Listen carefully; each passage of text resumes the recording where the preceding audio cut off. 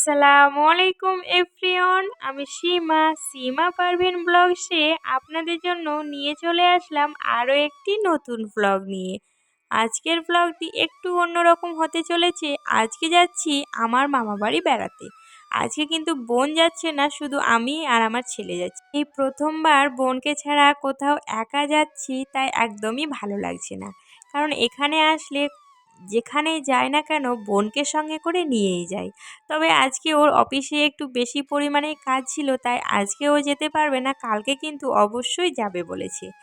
আমার মামা বাড়ি যেতে হয় আবার বিশাল গঙ্গা পার করে, তাই আমরা গাড়ি থেকে নেমে প্রথমে নৌকা করে চলে এসেছি মামার বাড়ি।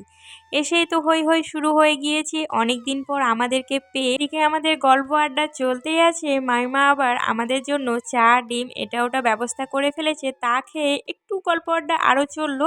রাত্রিবেলার দিকে মাইমা আবার মাছের ঝোল, তার সাথে ফুলকপি আলুর রসা আর আলু ভাজা তৈরি করেছিল, তা খেয়ে রাত্রে ঘুমিয়ে পড়েছিলাম। সকালবেলায় ঘুম থেকে উঠে মামিমা আবার আমাদের জন্য ডিম সেদ্ধ তার সাথে চা এটা ওটার ব্যবস্থা করেছিল। সেগুলো খাওয়া দাওয়া কমপ্লিট হতে না হতেই আবার সকালের নাস্তা চলে এলো। আসলে মামার বাড়ি গিয়েছি তো, তাই অনেক রাত পর্যন্ত গল্প করেছি নানির সঙ্গে। সকালবেলায় উঠতে অনেক দেরি করে ফেলেছি, তাই মামিমা সকালের চা এবং ব্রেকফাস্ট দুটোই কিন্তু একসঙ্গে করে দিয়েছিল।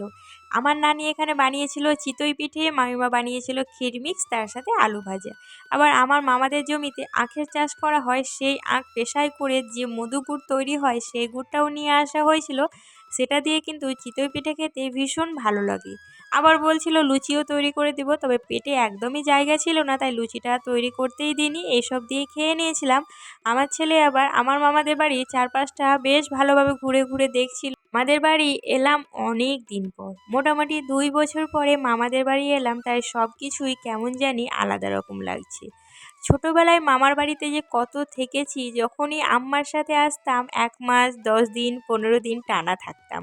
আর মামার বাড়ি থেকে যেতেই চাইতাম না, আম্মা জোর করে আমাদেরকে নিয়ে যেত, মানে এতটাই মামা বাড়িতে থাকতে পছন্দ করতাম। আমরা 3 বোন, তার সাথে আমার মাসতুতো বোন, আমাদের 4 বোনের বন্ডিংটা ছিল খুবই বেশি মজবুত। এখনও আমাদের মধ্যে ভালোই বন্ডিং আছে। আজকে যে মামা বাড়ি এসেছি আমি কিন্তু একাই আসিনি, আমার মাসতুতো বোনকেও ফোন করেছিলাম যে তুই আসিস, তো ও ওর শ্বশুর বাড়ি থেকে এসছে। আমরা একসঙ্গে ঘুরবো, আবার একসঙ্গে চলেও যাব।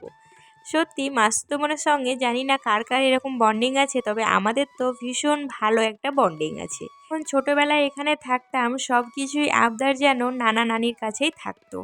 সকালে ঘুম থেকে উঠেই আমার নানার হাত ধরে আমরা 3 বোনে চলে যেতাম দোকানে, আর সেখান থেকে ভাপা পিঠে অথবা লুচি নিয়ে বাড়ি ফিরতাম।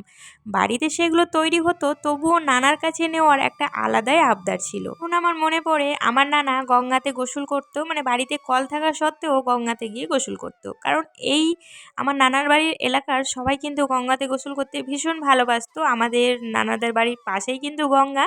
তো আমাদের 3 বোনকে হাত ধরে নিয়ে যেত, তারপর একে একে স্নান করিয়ে গঙ্গা থেকে উঠিয়ে নিয়ে আসতো। আবার একসঙ্গে ভাত খেতাম, একসঙ্গে ঘুমাতাম।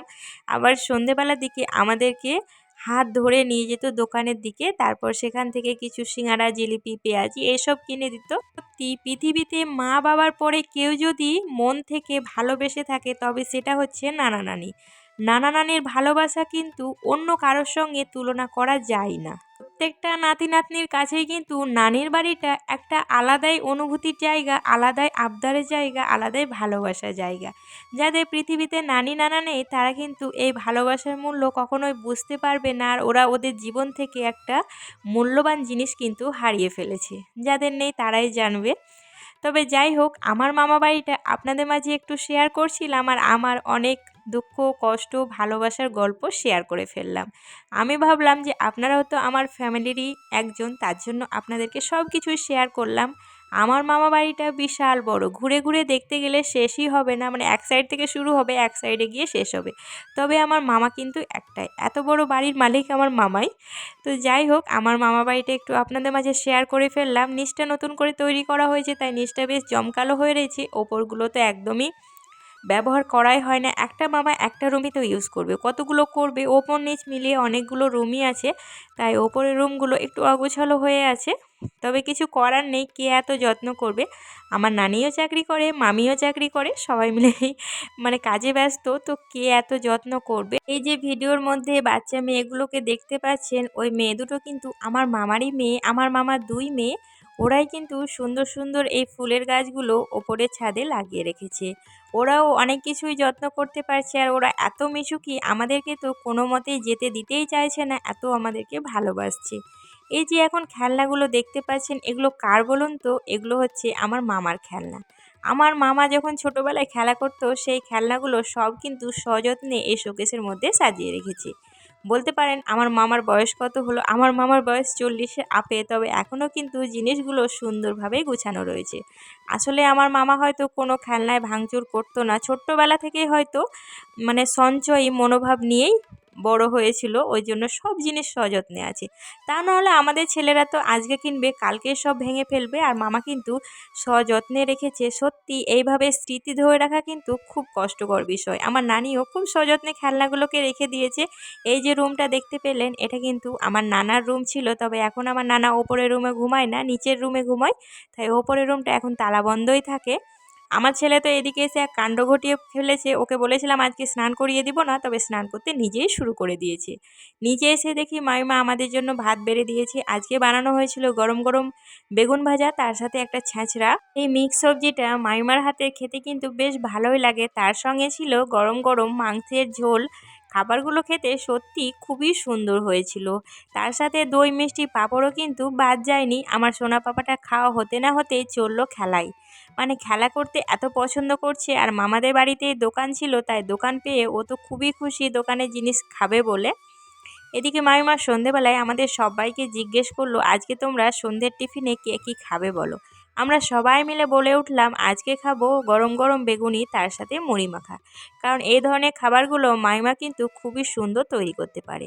বোন তো চলে এসছে, তাই বাড়িতে হই হই শুরু হয়ে গিয়েছে। একদিন একাই থাকলাম, আজকে আবার বোনের সঙ্গে থাকবো।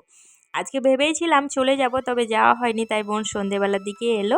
সবার জন্য নিয়ে এসছে চকলেট। ও যেখানেই যায় ছোট বাচ্চা থাকলে ছোট বাচ্চাদের জন্য চকলেট নিয়ে যাবেই। এখানে আমার মাহেশ বাবুটাও চকলেট পেয়ে এত খুশি। আচ্ছা, এই ছোট্ট পিচ্চি বাবুটার কিন্তু পরিচয় করিয়ে দেওয়াই হয়নি। এটা হচ্ছে আমার মাসতুতো বোনের ছেলে। ওর বয়স এখন 11 মাস, তবে ও 9 মাস বয়স থেকে কিন্তু হেঁটে যাচ্ছে। সত্যি ছোট বাচ্চার হাঁটা দেখতে খুবই ভালো লাগছে। এই তো এইটুকুনি ছিল, আজকে অনেক বড় হয়ে গেল। এর বয়স যেদিন 1 মাস ছিল সেই দিন ওকে দেখে এসেছিলাম, আর আজকে ওকে দ্বিতীয়বারের মতো দেখলাম। মাইমার এখানে গরম গরম ফুলকো ফুলকো বেগুনি রেডি হয়ে গিয়েছে, তার সাথে মুড়ি মাখাটাও রেডি হয়ে গিয়েছে। মুড়ি মাখাটা কিন্তু ভীষণ সুন্দরভাবে করেছিল। তারপর দোকানে যেমন করে ঠোলা বানিয়ে দেয়, সেভাবে কিন্তু বানিয়ে মাইমা সবাইকে দিচ্ছিল। সত্যি মুড়ি মাখাটা খেতে কিন্তু অসাধারণ হয়েছিল। আপনাদেরকে ছোট্ট একটা কথা মনে করিয়ে দিই, এখনও যারা আমার ভিডিওটিতে লাইক করেননি তারা প্লিজ একটি লাইক করবেন, সাবস্ক্রাইব করে আমার এই ছোট্ট চ্যানেলটার পাশে থেকে যাবেন, আর সুন্দর একটা কমেন্ট করে দেবেন। আমার মামাতো বোনেরা ভীষণ সুন্দর ডান্স পারে, তাই এই ডান্সটা একটু আমি আপনাদের মাঝে শেয়ার করলাম। আমার ছেলেও কিন্তু ডান্স করে একদম ফাটিয়ে দিচ্ছে। ভিডিওটা এখানেই শেষ করলাম। আল্লাহ হাফিজ।